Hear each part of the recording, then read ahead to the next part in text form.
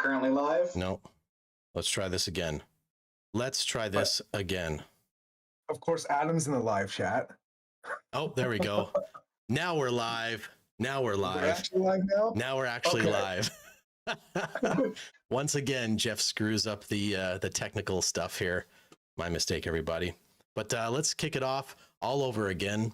Welcome to the Fish On podcast for those of you who are watching us live on YouTube, and for the rest of you who may or may not be listening to this on your favorite podcast streaming platform later on. Thanks for tuning in.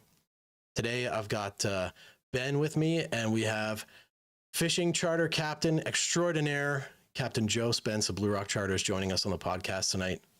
How are you doing, Joe? Good, how are you? Is it weird that I literally just asked you this question off air, not realizing that we weren't live? It is a little bit. So I'll get you to tell us that lovely story that you just gave us about you and Blue Rock Charters. Yeah, so I run Blue Rock Charters. It's a local guide service.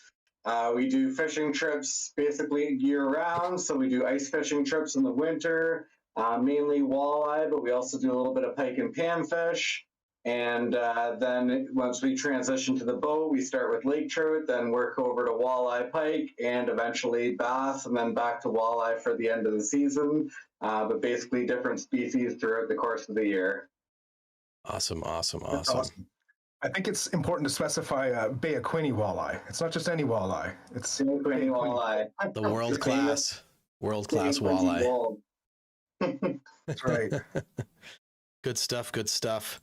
So, yeah, if you guys haven't guessed from the title of this podcast, we're going to be talking all about fishing guides and specifically why they're important, even to you guys who might be experienced anglers, but more importantly to the people who are thinking about just getting into it, whether it's ice fishing or regular fishing. Why hiring a guide is so beneficial and so important, because it can help you learn so much faster than if you were to just try and figure it out on your own, like I did. So yeah, let's get to my questions here that I had written down. A few of them now. I can't remember what they are off the top of my head. So, Joe, I guess the main reason that you cycle through different species is probably because of our seasons, right? So that you can keep operating throughout, like when walleye closes, for example. Is that the main reason, or do you sometimes go for different species because of the client, or there's a hot time of year? So it's a combination of the two for sure. Obviously, we have to follow the regulations as kind of the first priority when I set up trips. So certainly that contributes to it. That's why the early season boating is typically targeting lake trout. Just because they're open before walleye and pike and everything else starts to open. And then once we're into the seasons where, pike and walleye are open, I offer people the option to kind of choose what they're looking to preferably target. Different lakes are different options. So I do some of the trips on back lakes north of Kingston. I do some of them on Lake Ontario near Kingston. I do some of them on Bay of Quinte. Some people want to do trips based on a specific location. They're staying in Belleville, so they want to do a trip closer to the Bay of Quinte because they're staying there, or they're in Kingston and they don't want to travel to Bay of Quinte. They would rather fish closer to Kingston somewhere if that's an option, kind of thing. So I get a bit of a mix that way, but I also get people who just are very specifically wanting to target a very specific species. They're looking to figure out how to catch trophy fish. And that's the other side of it as well, where you kind of mentioned even people who are experienced fishermen or women want to, be able to learn how to fish the body of water where they have the opportunity to catch those huge fish. That's cool. That's really cool. Awesome. So yeah, the first question, I guess, based on that answer, instead of going off topic here, I'll ask you this one. What is your favorite species to guide for? To guide for? Yeah. Walleye is what I do the majority of, and it's pretty fun. I do really enjoy lake trout fishing. The last couple seasons, I haven't really been able to do guided trips at the start of the season because of COVID having my business shut down. So I'm hopeful that that's not going to be the case this year and everything's looking good. So this will hopefully be the first season where I get to do that at the beginning of the year. But we had a lot of fun doing that last year and in previous years. So hopefully. You guys were landing tanks. I saw those pictures. Anybody listening to this, like, check out Blue Rock Charters on Instagram. Man, like the tankers that he was landing in, those Lakers. Wow, that was impressive, man. I'm jealous. I've been trying to replicate your success, and I've been failing miserably at it to troll for pretty much anything. So. But Joe, being the stand-up guy he is always quick to offer advice too. So that's nice. What was the next question I heard? Sorry. No, go ahead there, Ben. On the flip it's all side, good. what's your most commonly requested fish to target? Definitely walleye. Like I'm probably in like the 70% walleye trips of all the trips that I do. If I had to ballpark it, kind of thing, it's a big percentage of what people are looking to do. Is it mostly experienced anglers or a good mix of new people? Or is it a lot of touristy kind of traffic too? It is a little bit of all of those things. It definitely is different on the ice than it is in the boat. When it comes to ice fishing, it is primarily people who are already pretty seriously into fishing, I feel like. I get the odd trip where people are like, it's their very first time ice fishing. But I would say it's more than not people who are specifically looking to fish on Bay of Quinte. They want to target big fish. They're hoping to get a giant while they're out there. They want to learn how to fish for them when they're on the bay. They want to make sure that where they're going out, it's going to be safe because there's lots of the areas of the bay that aren't safe. This year, we're fortunate enough to have a little better ice conditions than what we get in a typical year, but many years there's a huge percentage of the bay that is not safe to be on. So people want to make sure that they're going places where they're not going to have to worry about that and be able to go somewhere where somebody's already been there, checked it out, made sure that it's safe, essentially. That makes a lot of sense. Yeah. That's actually the perfect segue into the next topic that I want to get into, which is why hiring a guide is beneficial for everyone. And many of the points that I wanted to talk about, actually, Joe, you just said about, people like you are very, very familiar with the waters that you guide on because it's part of your job to do that. So it's really like if you're going somewhere new to fish, the best thing you can do to learn that area is to hire a guide, not so that you can go, waypoint their spots where they take you to fish, but it's to learn how to read that specific body of water. Because as most of us know or ought to know, fishing in one body of water is not the same as fishing in another body of water. They'll have their own specific little ecosystems and little nooks and crannies of the body of water that you can fish in and find good fish, or somewhere that looks like it might be good, but it isn't good. And guides can teach you all kinds of stuff like that, safety things, types of baits to use, techniques to use, how to use those techniques as well, not just to tell you which ones to do, but they can show you how to do them as well. And that's very, very beneficial for new anglers. Like I said, it can drastically reduce the speed at which it takes you to learn, increase the speed at which you learn is what I meant to say there. There's also something else that comes along with it, not just the knowledge, but the due diligence that that Joe has already put in, and the work that he's put in at locating the fish. He's been on that water for days, taking other trips out. He's familiar where those fish are. He's got a better idea of where they may be moving. So there's that prep work as well that you're paying for. You're going out with somebody that's been on that water for the past week. Because as we know, fishing can change on a body of water from week to day to month to hour, so there's also that, it's. Yeah, absolutely. Bay of Quinte is certainly no exception to that. And it is definitely the type of body of water where you can fish it for a couple days. There can be fish there. You can go back to the exact same spot and they'll be gone all of a sudden. And it ends up being you have to start covering water and figuring out where they're going to kind of pattern what the next move is so that you can try and stay on top of them the best you can. Yep, absolutely. And of And course, also, another big benefit, especially if you're new into fishing, to hiring a guide, is that you don't have to go purchase all that equipment. The fishing rods, the baits, the fishing line, the lures, some kind of vessel to get out on the water or something like that, right? So at first glance, sometimes it can be like, oh man, I don't want to pay this money. But like if you look at it into an investment to your future as an angler, it really is like pennies compared to what you would spend on buying all that stuff yourself to try and learn yourself. Everything will be provided for you that you need. And if you're trying to learn, that's the best way to go, especially in my opinion, for ice fishing, because a lot of guys love to fish in the summertime. And then as soon as the wintertime rolls around, they're like, ice fishing, nah, not for me. And maybe eventually some of those guys and girls want to give ice fishing a try, but they're not sure if, it's really for them. The best thing you can do is hire a guide, because they have everything you need. You can go try it out. If you love it, then that's something you want to invest in for the future of angling for you. And if you go out with a guide and you're not crazy because you don't like being out in the cold, even though we can be quite comfortable, it's like, worse for wear in terms of a financial loss.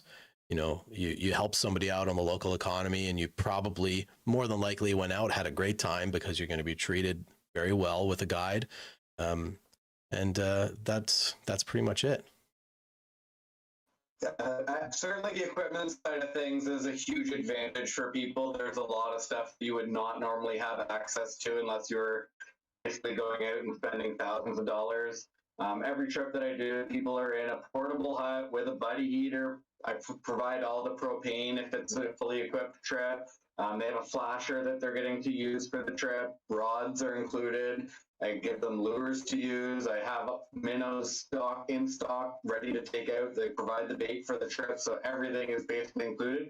I literally tell people when they call me and they're in a fully equipped, all they need to show up with is warm clothes, waterproof boots, fishing licenses, and bring drinks and snacks for the day. That's all you need to show up with. And there's no better way to have to make a fun day for yourself, honestly. Pay a bit of money, go out on the water or on the ice and have fun with a guide, catch some fish, and you have some cool stories to tell your friends and family when you're done.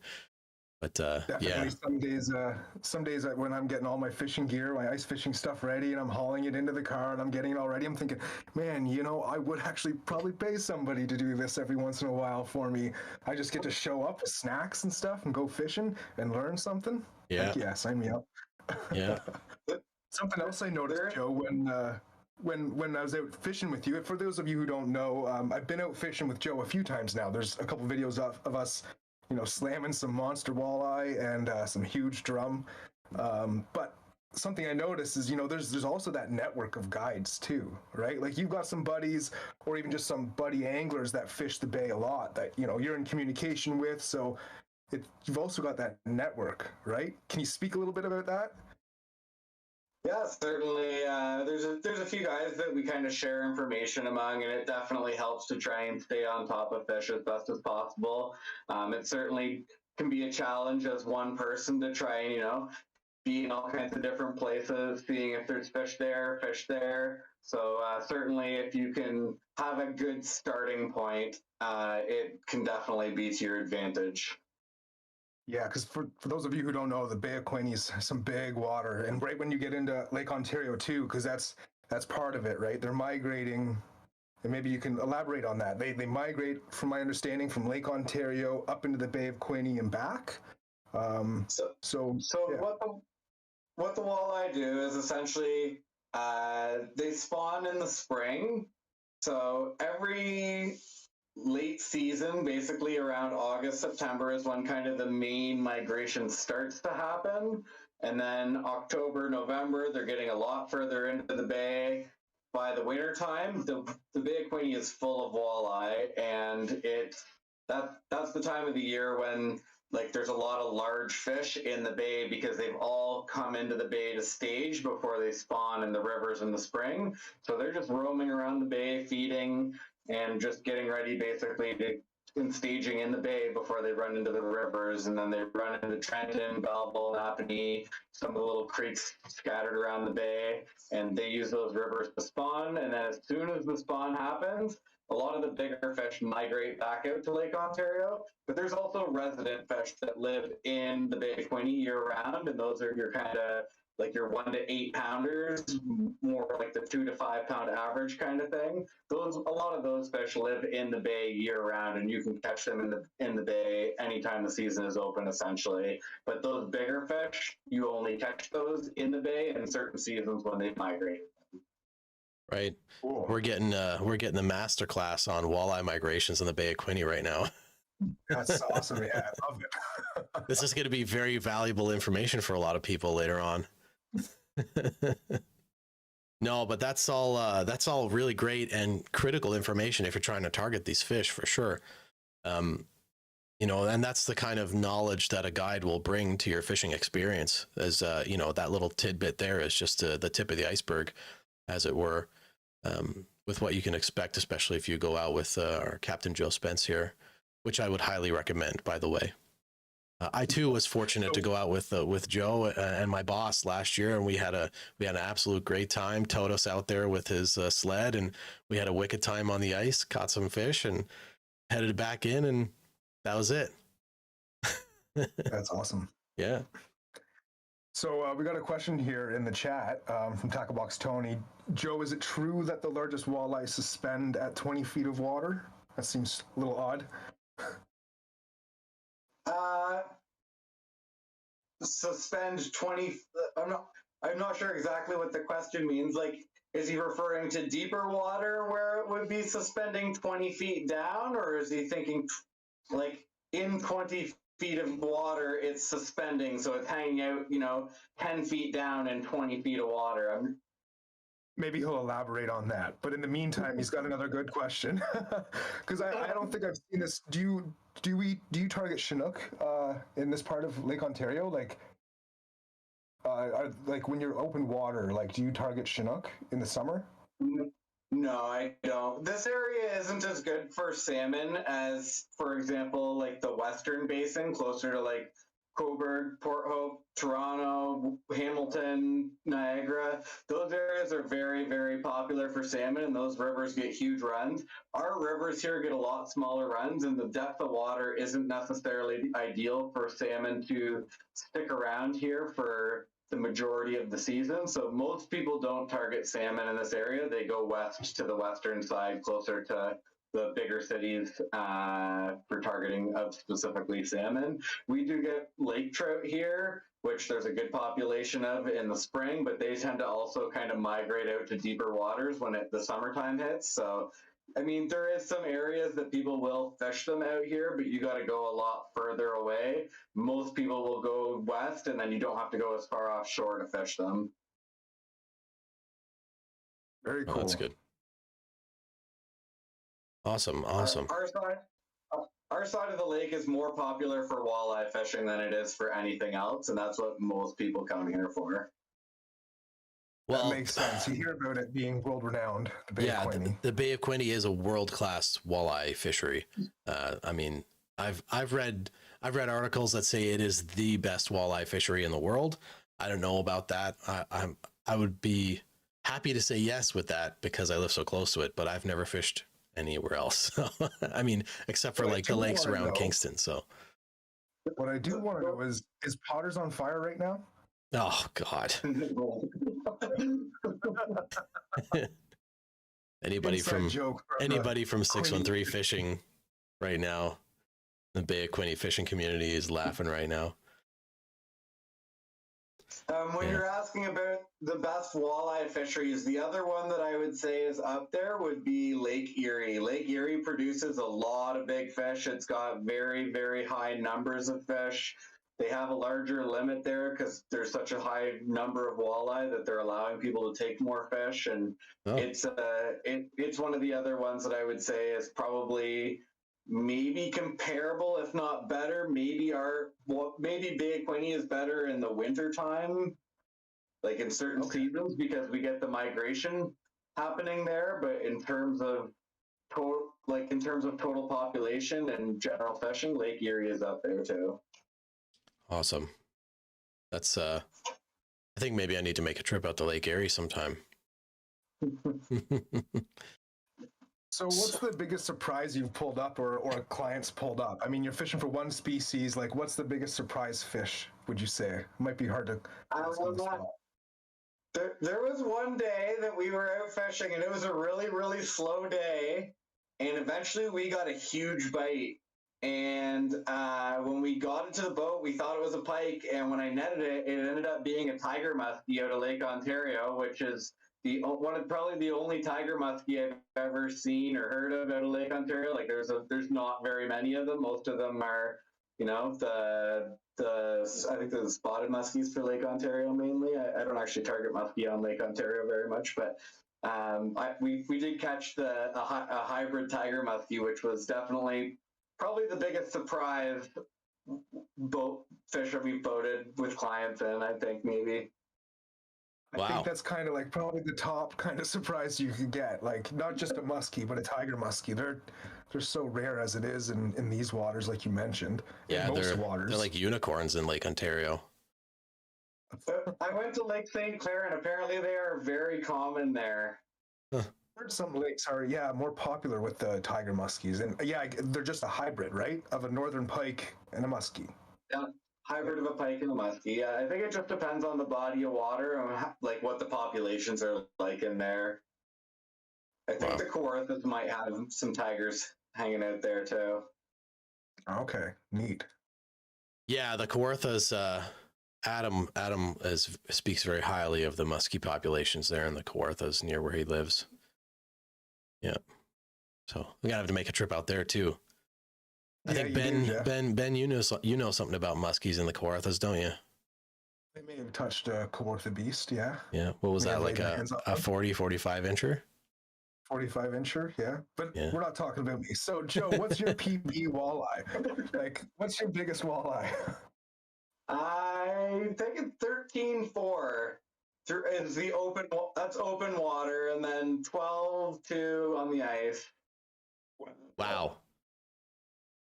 So how do you get that through the hole? Yeah, I was just gonna say.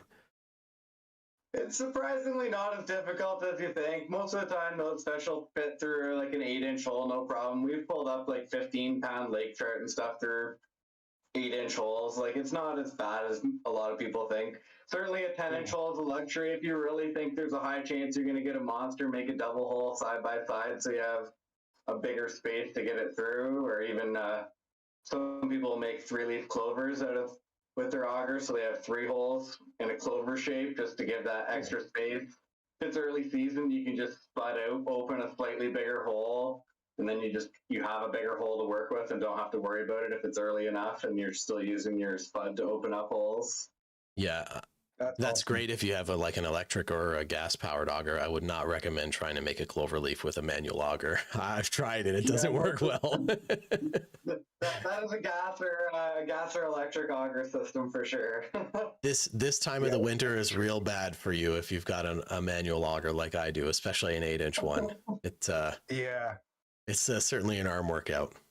But again, that's another benefit of hiring a guide, because I know Joe has a nice auger. He can pop some holes in a couple seconds for you.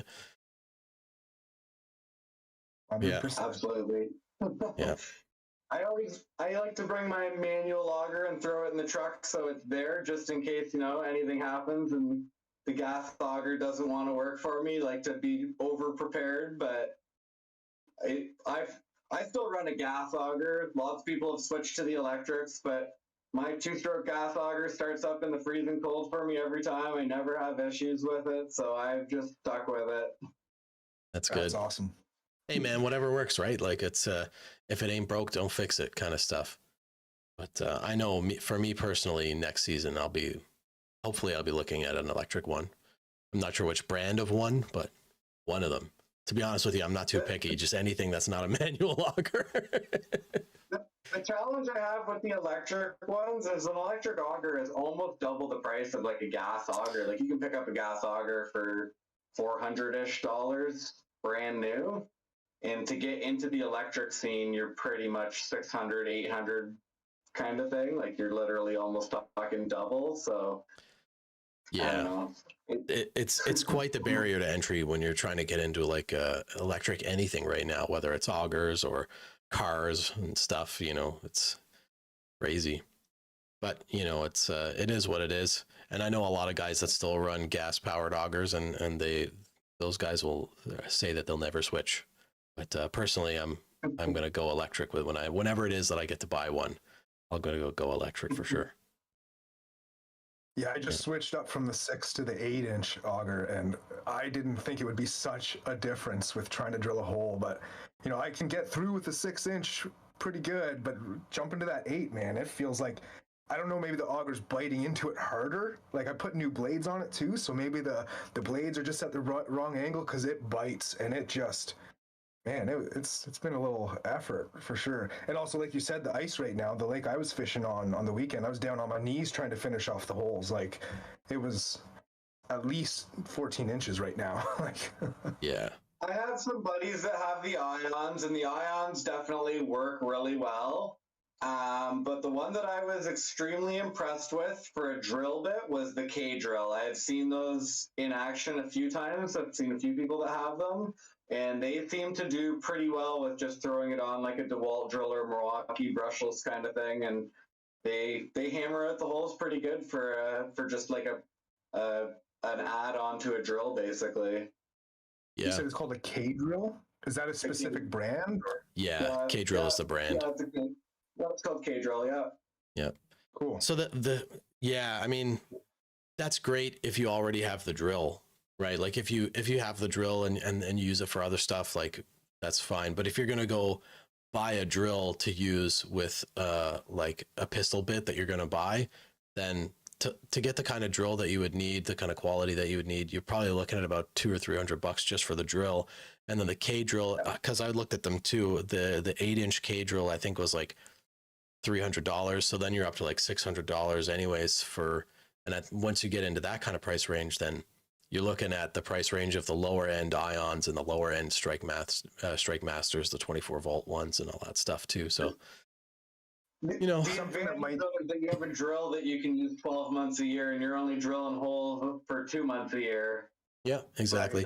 But again, on the flip side, if you already have the drill, then it's definitely worth the investment to look at something like a pistol bit. Like you said, K drill, Eskimo makes a really good one.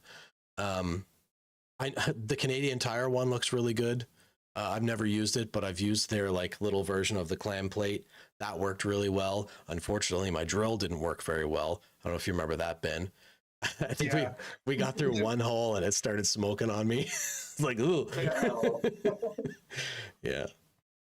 But, that was a little risky. The one thing that I think might be a selling point for me is if the K drill setup is lighter than the electric setup. You know, I wonder if there's a big weight difference there, because that's the one thing with a gas powered auger. I'm not going to haul that into a brook trout lake. Then again, Brookie Lake, you only need like a 6-inch auger, but still, you know, I'm not going to haul that thing into some back lake if I'm walking, especially. Yeah, that's for sure true. Yeah, because they're big and heavy. I'm very much a snowmobile onto the lake once I have the option to kind of guy, so I don't mind having the extra weight of the gas auger. Yeah. And I do want to mention that Joe has a ski boost. I don't know if you still have it, but last year when my boss and I went out with Joe, we took turns riding in the ski boost, which is basically like I don't know, how would you describe that, Joe? But it was fun as heck. They're old school from like the 70s. Like we used to have them as kids, and you just ride around in them kind of thing. But it's just a fiberglass unit with a seat in it that's on like a steel frame with skis that hooks up to the hitch of the snowmobile. So I use that from time to time, and it gives me the ability to, you know, get a couple extra people moving at the same time. That is awesome. Depends on the conditions. When we took it out with you, it was a little snowy and slushy. It probably wasn't the best day for it, because I had to mess around with it a couple times to get things going. Yeah, well, between your gear and my boss's gear, you were towing, you know, the ski boost and 3 sleds behind you. Wow. It was quite the experience. It was a lot of fun. We had a great time. So what other species do you get roaming through the bay in the winter, or is it just flooded with walleye? Do they just like choke out the system really? No, I mean, definitely there is a huge population of perch out there. So a lot of Right. people go to Lake Simcoe just to target perch, but we probably have, I would say, just as good a perch fishing on the Bay of Quinte as what is available on Lake Simcoe. Like regular fish between 10 and 14 inches are caught, and even some bigger than that, which is all you can really hope for if you're hoping to target some perch kind of thing. So there's definitely a good population of perch that floods into the bay in the wintertime. Cool. Certainly the odd pike here and there. And some of the rough species, like you get the odd like silver bass or just random things like that that happen to come up from time to time. But it's definitely mostly walleye and perch. Do you get Yeah, any yeah. drum through the ice?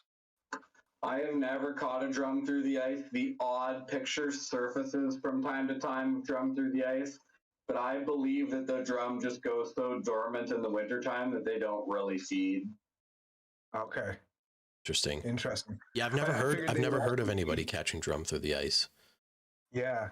Well, and also I'm thinking about, like trying to reel them in on like a full size setup rod and reel versus trying to reel them in on like a little ice rod. Like, oh man, that would be a challenge. Can you imagine trying to? Yeah. Sorry?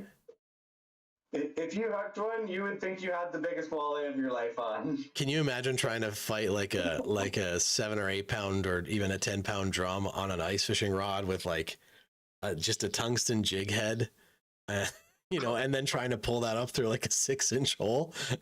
Oh, that would take some skill. You'd never get it up. Yeah. Be wild. One of those big drums would not even fit through an 8-inch hole. That's where you need the jumbo hole. But Yeah. those are rarely caught in the wintertime. They just seem to get super hungry in the summertime on the bay. Yeah, yeah. So I'd like to hear a little bit about why and how you got into guiding and all that stuff. I think some of our listeners might like to know that information too. You're kind of a local legend, like I mentioned here, in the Kingston area. Everybody knows about Blue Rock Charters for if you're looking for fishing guides. So I'd love to hear about how you got into it and why you got into it.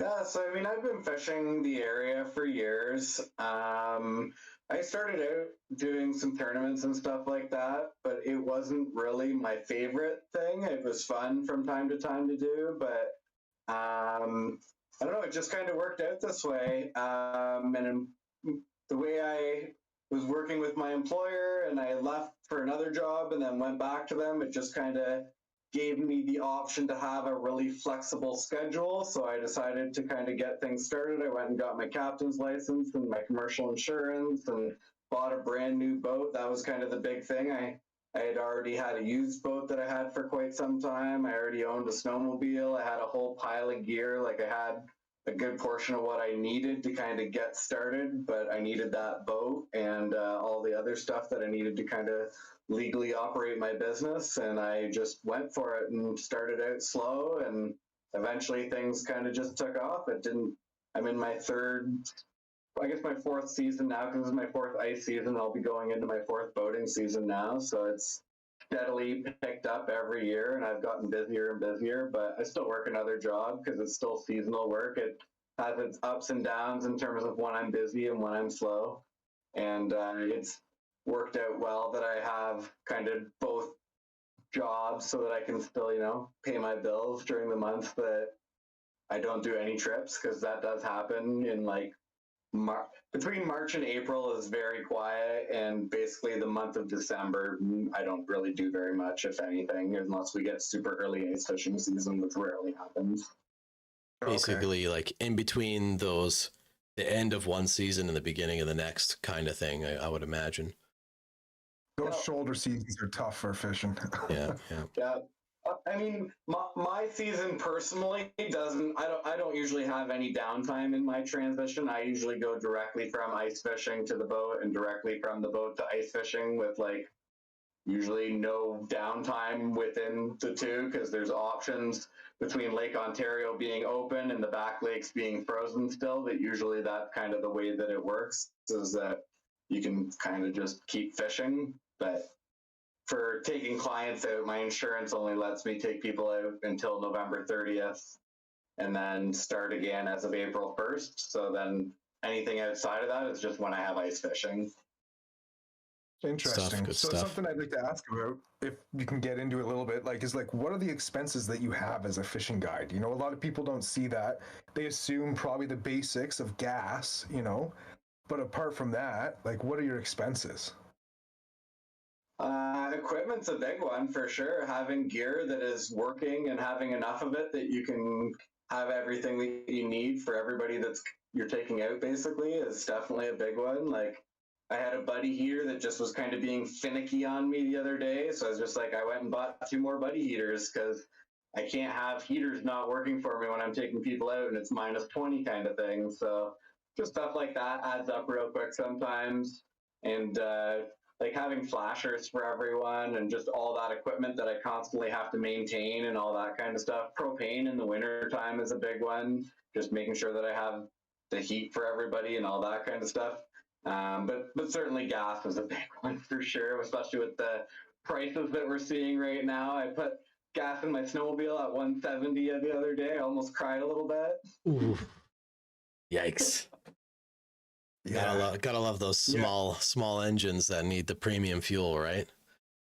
For sure. And then obviously commercial insurance is way more expensive than just regular insurance that everyone else kind of gets. So there's those expenses that come along with that for boat fishing and for ice fishing kind of thing. Yeah.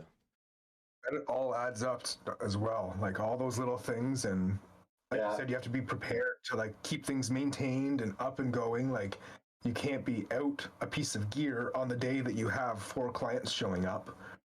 Yeah.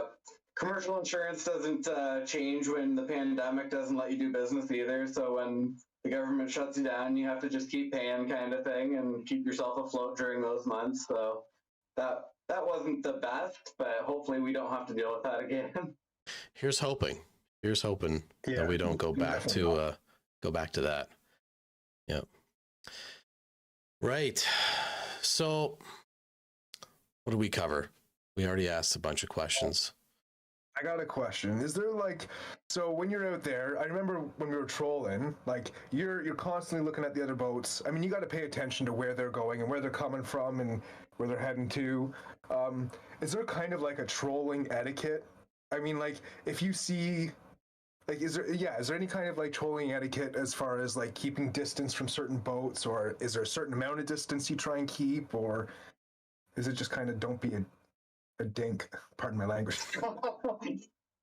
Definitely the third rule applies in all scenarios, but I mean, the big thing for the most part is that like when you're trolling with planer boards, you spread your lines out. So, I mean, just keeping a reasonable distance between everybody's outside boards is kind of standard. Making sure when, you're coming head on, make a very clear movement so that one boat can tell if you're turning right or turning left on your trolling line so that they can hopefully move their boat accordingly. Yeah. Somebody's razzing you in the chat here. Jamie's saying Joe runs 10 lines with one person.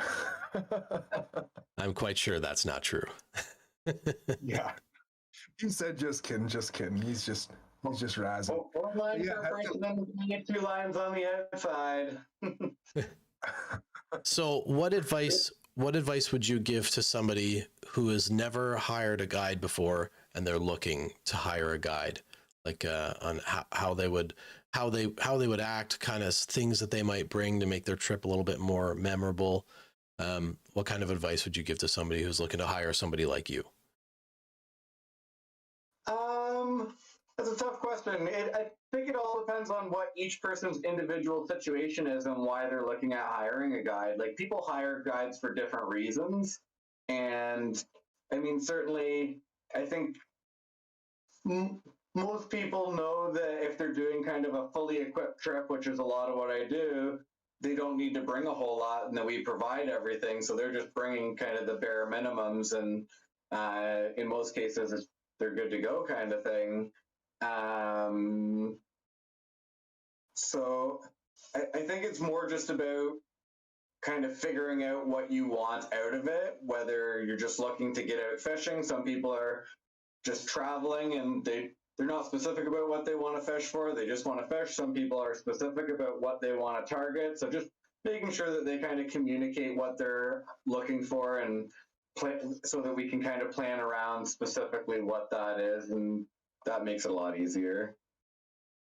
That's actually a really good point that I didn't even think of, is to make sure that you know what you want out of a guiding trip before you book it, instead of just saying take me fishing and then have this misconceived notion that you're going to go out and have 100% chance of catching like this big giant fish, and then if for whatever reason that doesn't happen, because as we all know, the fish don't care that you're trying really hard or that you've hired a guide, right? Sometimes it just doesn't work out, right? But yeah, definitely a mindset like that is probably a good thing to have. For sure. I know that for me specifically, hopefully I'd like to get out with you this summer so you can teach me how to troll for walleye, because that would be my intention of hiring a guide, is to learn how to do that better, so that when I go out in my own boat, then I know what I'm doing. Because I tried it this summer and I'm one of those people who tries to be self-taught for everything, which is probably not the best way to learn how to do things. So I'll be looking. A lot of hours trying to catch walleye on the Bay of Quinte. Yes. Yeah. Yeah. More so, I spent more time this summer trying to catch walleye than I did any other species, probably combined. And I pretty much failed miserably at it. with one exception. With one exception, I had a really good day where I caught a limit, and that's the first and only time I've ever caught a limit of walleye. So I'll be looking for that sweet knowledge from you this summer, I think. So Yeah. Joe, sorry. Go ahead. What was your experience? Because I remember you, I think it was this year or maybe last year, you went out on a fishing trip and you paid a fishing guide to take you out fishing. So was there like a different perspective that you may have had on it when you went into it, being a fishing guide, hiring a fishing guide? And I know what you were targeting, but how about you let the audience know what you were targeting and how you did? I have lots of sympathy for slow days. Fair, yeah. Yeah, no, I've gone on several guided trips. It's certainly something that I do as well as a guide. I have a certain appreciation for when I go places using that type of service, because for me, a lot of times it doesn't make sense to try and travel with my boat, or if we're somewhere far, even further away, it's not even an option. So it's nice to be able to fish when traveling, kind of thing. So like we've gone on a few guided trips. My partner Jen and I have been, like, she's taken me salmon trolling up for my birthday one year as a surprise. We've gone to BC and we've done sturgeon fishing, and we've gone to Lake St. Clair and gone out there, and it's like a 6-hour drive, and I've never fished the lake before. It did not make sense to tow my boat. I don't have a full set of muskie gear. I have enough muskie gear to just do some personal casting and stuff like that. But I don't have a full muskie trolling system set up on my boat. So to me, if somebody else has the equipment, that's way more logical, if I'm not doing it on an ongoing basis, to hire someone who already has all the proper equipment to do that kind of stuff. Cool. Yeah, that makes a lot of sense. Does that, have you had any guides come through yet and hire you yet? That is a good question. Maybe they don't identify themselves as being guides. I don't remember specifically offhand, but I may have at some point in time. There isn't one that's specifically ringing a bell offhand, but cool. It's very possible. So for this ice season, if you were to give some advice to somebody who's coming down to to try and fish the Bay of Quinte without giving away any spots or any of the secret sauce? What kind of advice would you give somebody who's looking for maybe that trophy walleye out of the Bay of Quinte this year? Yep. Electronics make a huge difference. If you're fishing without a flasher, you are going to spend a lot more time not catching anything. If you're going to the Bay of Quinte, you basically want to have electronics in front of you. Cover water if you're not marking fish. Like if you go out and set up and you're going hours and you're just not marking anything, it might be time to shuffle around a little bit unless you specifically know that you are in a spot where the walleye are coming in at sunset or first thing in the morning. But if you're set up first thing in the morning and you're not marking anything, it's time to probably move on. Well, that's bad for me. Because like I said, I have a manual auger, and it's not so easy for me to make my holes in the 14 or however many inches are on much of the bay right now. Set my hut up and then go move somewhere else. But you got to put in the work. Yeah, and that's true. So, but you know, you're hearing the advice from the professional right now, and even if it sucks to pack up your stuff and move, it might just be the key that gets you your fish instead of leaving skunked like I often do. Sometimes a small move in the same area that you're in can make a big difference, and sometimes the area isn't holding fish, and it's time to make a big move, and you need to leave that access point and go to a totally different access point and go on and have a better chance of there being a larger population of fish around. What you want to look for is marks on your flasher as a starting point, because that's how you know if there's actually walleye around. So you want to be looking at the flasher to determine like how many fish are you marking in those peak periods, basically at sunrise and sunset, and are you marking enough fish that there's a high percentage chance that if you can get one active enough to bite, that you're going to be able to get it to bite, kind of thing.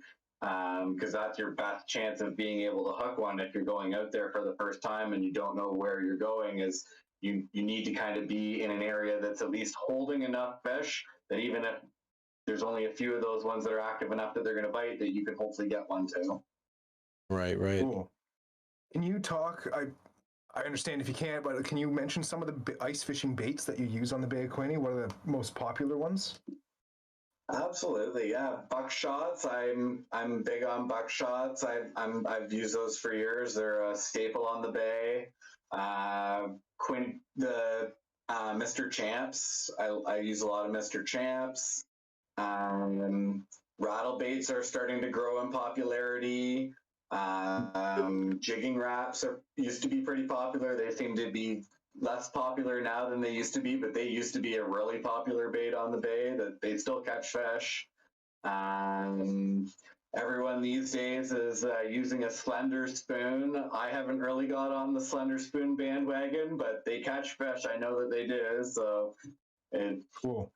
A lot of what I do when it comes to baits also kind of depends on where I'm fishing. Certain areas in the bay, usually the skinnier water, has more current, and you have to fish heavier jigs in those areas or you're not going to mark your jig on your flasher properly. So certain areas, you don't have an option but to fish, for example, a 3/4 ounce jigging spoon, or maybe something that's like on the heavier side of bait, versus if you're in an area with no current or low current, you can fish almost anything you want, like some of those fluttering spoons and things like that they don't weigh anything, but they grab weight, they grab current. So some of it will be dependent on that. If we're fishing somewhere with current, then I'm going to put heavier lures on for everybody just so that they can properly mark their lures and be able to get it as, straight up and down below the hole as they can for marking purposes and for playing the fish purposes, so it's not blowing way off. But there's days where even areas that don't normally have current will have so much current that like a 3/4 ounce bait will blow so far away that you can barely mark it, and you have to drill a hole further away so that you can get your transducer to mark your lure, kind of thing. Usually that happens when there's really high winds on the bay. I find is the biggest time. If you get out there and there's 50k gusts happening and Lake Ontario is moving, there's a better chance that there's going to be some current out there pushing water if you're in a higher current area in general. Good to know. Very cool. Yeah. I know, like, The couple of times that I've been out ice fishing this year and last year, I was in an area where like one day I went out two days in a row, and one day I went out and there was, like you said, a lot of that current. I had to fish a little bit of a heavier tungsten jigs to get my bait down into that area that I was looking at, so I could still mark it. And then I went back to the same spot the next day, and it's like there was no current at all. So like I've experienced exactly what you were just talking about, and I was so confused as to what the heck was going on. But now that makes sense. Yeah. On really windy days, I've had it blowing one way, super heavy, and then it'll change and blow the exact opposite way, super heavy, on the same day. Like, it's not there. There's just things out there that happen. There's tides that happen on the bay. The Lake Ontario water pushes the water levels up and down. When you get a south wind from the United States, it blows our water from Lake Ontario to this side, and it will raise water levels on the Canada side. And same thing with you, if you get a heavy north wind, it'll push the water to the south side, and our water levels will drop down, and that will pull water in or push water out of the bay, because the bay is part of Lake Ontario. Yeah. Wow. So that also like suggests why, the ice is so unpredictable out there on the Bay of Quinte. I don't think we've got into that too much, but for those who don't know, like the ice on the Bay of Quinte is very unpredictable and can change too. It can be. I mean, Joe, I think you can speak better on this and how much it can change. Yeah, I mean, certainly there's different areas of the bay. Some areas with low current, usually wide open areas, tend to have better ice conditions. There's areas out there right now with 14 inches on them, and there's areas right now that are almost open water or close to it that you wouldn't even want to walk on. So you do kind of need to know where you're going if you're going out on the bay. You don't want to just kind of hop on the ice, especially if you don't see anybody else around. That's not a good sign on a weekend or anything like that. But yeah, I mean, this year we have better ice conditions than ever, so people seem to be more spread out on the bay than some years. Some years the ice conditions are so poor that everyone's kind of stuck in similar areas where there's decent ice conditions. So it's kind of nice when we get these years where there's actually decent conditions and people will spread out a little bit better and machines can go a little further and stuff like that than years where we have really, really poor ice conditions and you're really kind of stuck with what you got for ice. Cool. Well, I got one more question, and then Jeff, if you've got any questions, drop them. But after that, I want to get to that fishing story. We asked Joe to prepare a fishing story, his favorite fishing story. And yes, if you know the Ugly Pike podcast, I'm taking a page out of their books. Copying is the biggest form of flatterism. So if you're hearing this, guys, it's an amazing idea. So we're going to have Joe tell a fishing story. But first, I got a question. Jeff might have something, and then we'll get on with that. When you're fishing with clients, do you do a lot of tip-ups, or are you jigging and then having a dead stick rod with the client as well? Do you find tip-ups are good on the Bay of Quinte, or what do you think? When it comes to Bay of Quinte fishing, I do not use tip-ups at all. You will find that if you go out on the bay, you probably will not find any local out there set up with tip-ups out there with them. Everybody is just jigging, basically. Some people will set up 2 holes in their hut, and they'll have, 2 rods, have a dead stick and a jigging stick. I'll normally just fish 1 rod. That's just my preference. I like to keep a couple handy so I can switch baits that I have down there, but I just fish 1 rod when I'm sitting in my hut by myself. Definitely no tip-ups or dead sticks. No, you won't find anyone doing that, and it's just usually very unproductive in terms of the type of fishing that we have. A lot of the time, in order to get the walleye to bite, you need to be playing the fish on the electronics, and that's kind of what it comes down to. I mean, I spent years fishing out there without electronics, and we used to still catch fish, but now that I have them, I can't believe I fished so long without them. It's a whole other game. So Jeff, do you have any questions? I don't have any more questions for you, Joe. And I think we'll move to the chat We'll move to the chat to have some questions. But Well, I'm not seeing any right now. I don't see any in the chat either. So there was that one from Tacklebox Tony. I don't know if we got to that, but he was talking about suspending walleye at 20 feet of water, and he clarified and said is it true that they suspend at 20 feet in all depths, the big ones? So, like in general, even when we're fishing deeper water, they definitely suspend, especially in deeper water in particular.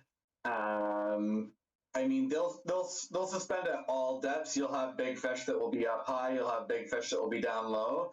But most people that are fishing on the Bay of Quinte will target fish in the top 30 feet of water because there's active fish up there. And if you're catching fish below 30 feet, there's a higher chance that you're going to, like the fish is going to get the bend and it's going to have trouble being able to go back down afterwards. So, that's why, for the most part, you'll find that a lot of people, and that's what I do, is try and target fish in the top part of the water column, even if you're fishing deeper water, so that you're not killing these giant fish that you're catching in the fall. Because that's the most common time to be fishing that deeper water is, in the late fall season when people are, trolling up to 100, 120 feet, stuff like that. But just keeping the lures in the top half of the water column, basically. Right. Cool. That brings up a good point that I'd like to talk about, and that is the topic of selective harvest and ethical fishing and all that stuff. Like we said, the Bay of Quinte is a world-class walleye fishery, and we can keep it that way by practicing our selective harvest. I mean, I know because of the zoning, you're allowed to keep one fish that's like, pretty big for the size because of, the fishing management zone 20, which is different than 18, which is basically north of Kingston and most of the areas north of Kingston. But I would urge anybody who's watching or listening to this that if you catch that big monster, that you release them, because the really, really big fish are often the prime broodstock, the females that are going to spawn more fish like her and big fish like her, for years to come. And we don't want to remove fish like that from the fishery. We need them to stay there so that they can keep producing the trophy walleyes that people go to the Bay of Quinte for. So if you're going to go there to try and get some tableware, keep the ones that are around that zone 18 slot size limit, which is, I believe, around 16 into 19 inches kind of thing, and it's just going to help the fishery overall. And it means that you might be able to go back and catch that trophy walleye again someday. I find with Bay of Quinte, because there's the overall fish size is larger, in general, a good size for keeping out there is about the 2 to 4 pound range. I go by pounds because I'm used to weighing fish, but that's probably kind of like your, 18 to 22 inch fish. Those are kind of your ideal eater size fish. 5 and 6 pounders are kind of like a selective, keep them if you're having a slow day. Anything over 6 pounds, I'm putting back in the water. I don't normally keep those ones. And certainly I recommend anything in the bigger 7, 8, 9, 10 pound class is ideal to release when possible. If your fish is dying anyway because you've hooked it in the gills or things like that, that's a totally different story, obviously. But when you have a healthy fish that's, a monster, certainly I like to make sure we're practicing catch and release whenever possible. Absolutely.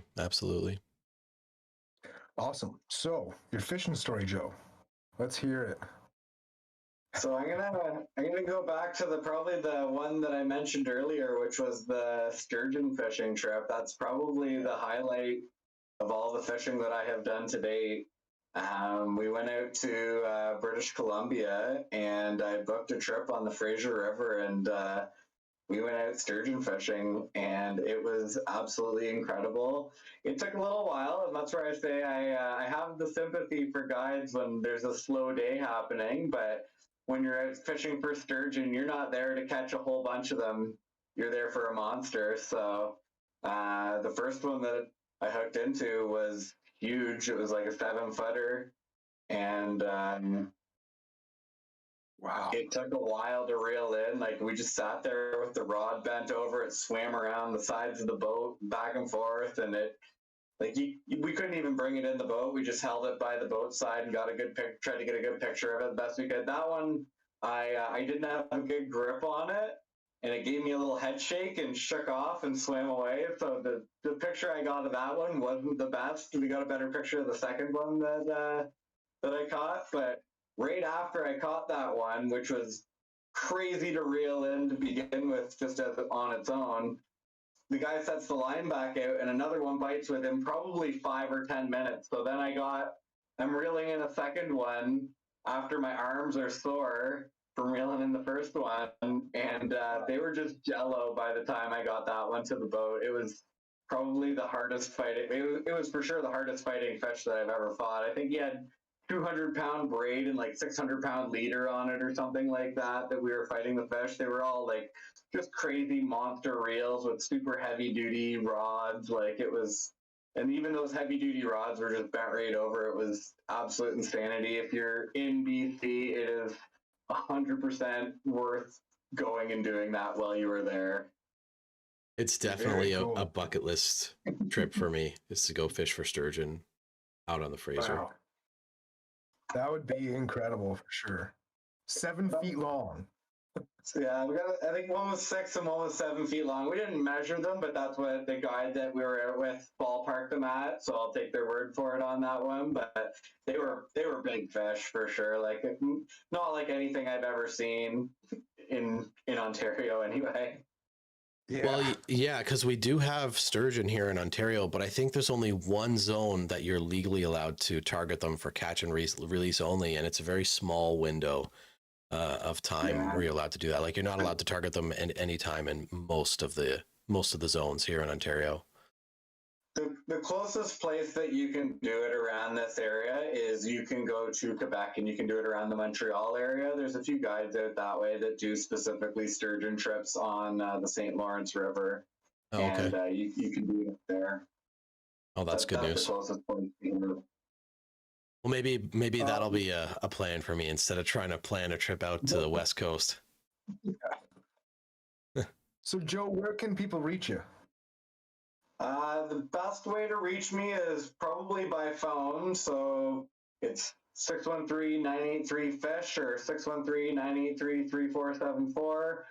You can find all the information for my business on bluerockcharters.com. I try and keep the website up to date as possible with information on dates, prices, what type of fishing is available and what season, stuff like that. But yeah, in terms of booking, just calling, texting, that's my cell phone. So that's the best way to reach me directly. There's also a link to Joe's website in the description of this live stream and in the show notes of the podcast as well.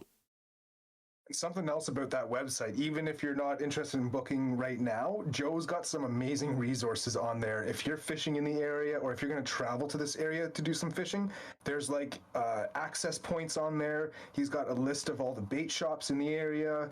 There's a ton of good resources on there as well. So definitely check that website out if you're fishing in the area. And we got a good question here from Drew, Ontario. What do you, like, we're supposed to wrap this up, but I think this is a great question. Joe, what do you think of the full moon and how it affects the Bay of Quinte? Do you find it affects walleye fishing? I dread the full moon trip sometimes because I find that in some cases, the walleye, I think, feed like at night and then the daytime bite just isn't on if we have a full moon and a clear sky going on in some cases. So the moon is definitely a factor in the walleye bite. Yeah. Very interesting. Yeah, we're getting into like solar calendar, like scientific theories and stuff now with that question. I wonder what the reason behind that might be. I mean, obviously a full moon is going and a clear night is going to give off more ambient light. So I guess, is it something like they like walleye already see very well, based on their physiology of the science stuff about their eyes or whatever. But do you think that extra bit of light from a full moon in the evening time with a clear sky just allows them to feed that much better overnight, and then that's why the bite turns off in the day? Yeah, well, walleye are nocturnal. They feed at night in general. They'll feed during the day and at night, but they will feed more heavily at night. And I'm guessing that they can see the bait significantly more easily when there is a full moon and a clear sky, because it probably shines onto the bait, and whatever advantage they have to be able to see things at night, if they're feeding at night, they'll take advantage of their opportunistic feeders. So, Of course. but then when you go and try and target them, and you're trying to imitate that bait during the daytime and get them to bite again, if they've been feeding all night long, they may be less likely to bite during the daytime. That makes sense. I think people underestimate how much light can actually penetrate the snow and ice, especially like in the wintertime, right? But it actually can make it through quite a bit of snow and ice and make it quite bright down there. Right? I don't know. Am I wrong? Am I wrong in thinking that? Because I feel like sometimes when you drill a hole in the daytime, especially like even if there's like, a bunch of snow on top of the ice, you drill a hole, you can still see like pretty clearly. It's in clear water, of course. Is that not a common misconception, or no? I don't know. No, definitely does block a fair bit of light. Like there is a difference between fishing clear ice and fishing snowy ice when it comes to fishing as well. Because snowy ice will be darker underneath it. I don't know if you guys ever fish with like cameras, but if you try and use a camera down there when there's snow covering the ice, it is very different from fishing clear ice with sun coming through it for fishing conditions with a camera. So I think that the snow makes a fair bit of difference, but definitely when there is no snow on the ice, that like full moon can definitely make a big difference in those scenarios for sure. And like I can even like I'll go snowmobiling at night, and when there's a full moon, and there's snow all over, that full moon reflects off of the snow and it's light everywhere. Like you can see everything without needing a flashlight in a full moon at like anytime it's dark, basically, if it's up there. Of course. Well, that makes a lot of sense. So I think with that, if we don't have any more questions in the chat, we're going to start wrapping this up. Do you have anything, any closing remarks there, Ben? No, I think it's been great having you on the podcast, Joe. Thanks for joining us and sharing this information. We know that this is kind of how you make some of your bread and butter. So sharing some of these secrets can be a little, I would be a little apprehensive probably. So thanks for sharing what you did. We appreciate it. Yeah, no problem. Thanks for having me. I had a fun time. This is a fun new experience for me, so I enjoyed it. Awesome. We'll have to have you on the show again. Maybe in the summertime we'll talk about some more summertime fishing techniques from the pro. But thank you very much for joining us. You've been a great guest. And to all of you who've been watching us live or listening to this podcast, thanks again for listening. I do have just one more thing that I want to mention. We've started a little bit of a donation page for the podcast. If you guys want to support the podcast, you can go to the link in the description of this video or in the show notes of your podcast, and you can buy us a Discord server. Basically, it's just a small donation. It goes towards keeping our Discord server at the level that it is, and that helps us increase the audio quality and the video quality, and it just makes the podcast better overall. So if you guys are interested in supporting us in any way, that's the best way to do it. Helps us out, and then we can produce a better product for you guys. For sure, 100% of it goes right back into the podcast and making the audio quality better on here, because literally we pay for a better server, we get better audio and video quality. So that's just how it works. Absolutely. Absolutely. So with that is the end of episode 4, I think. Am I missing anything? Oh, the Discord server, the after party. There's a link to our Discord server in the description as well. And if you guys are interested in joining us on there to have a chat, we're going to go back there and just kind of mess around and have some bro chats, whatever. If you want to join us on there, you're more than welcome to join us. But until the next Fish On podcast, See you guys later. See ya.